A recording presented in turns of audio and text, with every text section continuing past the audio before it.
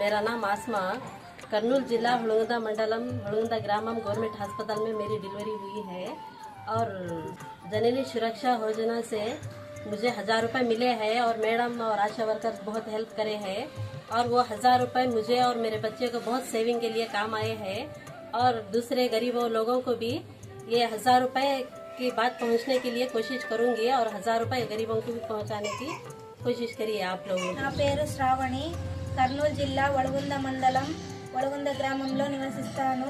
ప్రధానమంత్రి మాతృవందన యోజన పథకం ద్వారా లబ్ధి పొందాను. నాకు 5000 రూపాయలు రావడం వలన నాకు నా బిడ్డకు ఉపయోగపడ్డాయి.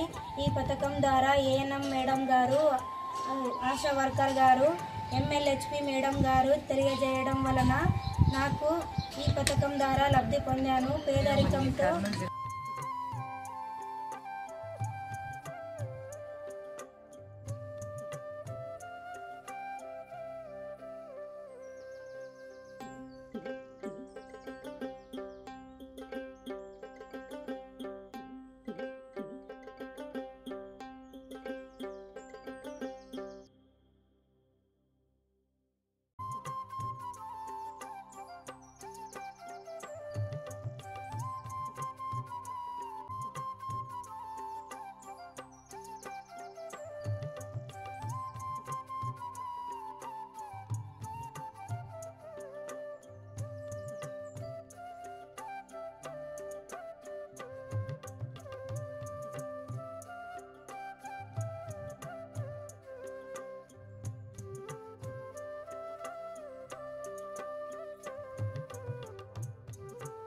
నా పేరు జొన్నగిరి శశికళ. మా ఊరు మెరణికి గ్రామము. మా మండలము వడగుంద మండలము. మా గ్రామ సంఘం పేరు చైతన్య గ్రామైక్య సంఘం. మా పొదుపు సంఘం పేరు శ్రీ తోటల బసవేశ్వర పొదుపు లక్ష్మి సంఘము. నా షాప్ పేరు Anupriya jute bags. Mudra loan ద్వారా పొదుపు లక్ష్మి గ్రామైక్య సంఘం ద్వారా పథకం ద్వారా నేను 50,000 రుణం తీసుకున్నాను. దాంతో మిషన్ కొన్నాను, జూట్ బ్యాగ్స్ మెటీరియల్ కొన్నాను, షాప్ పెట్టుకున్నాను.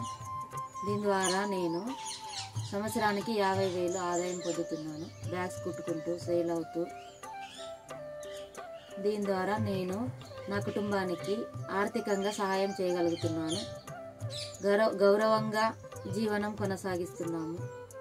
అందరికీ ధన్యవాదాలు. Gajali village, Valgunda Mandal, Kurnool district. Since last 5 years, water from TBLSC canal has been diverted into the pond and direct supplied to the village from there without any purification and used for drinking water needs. Through that process, most of the people in the village are getting sick and suffering from the embarrassing problems. With the intention of thinking of a solution to the problems under the leadership of the village sarpanch and committee members, panchayat secretary, RWSE, all of them have constructed low sand filtration in our village using 15 finance commission grant.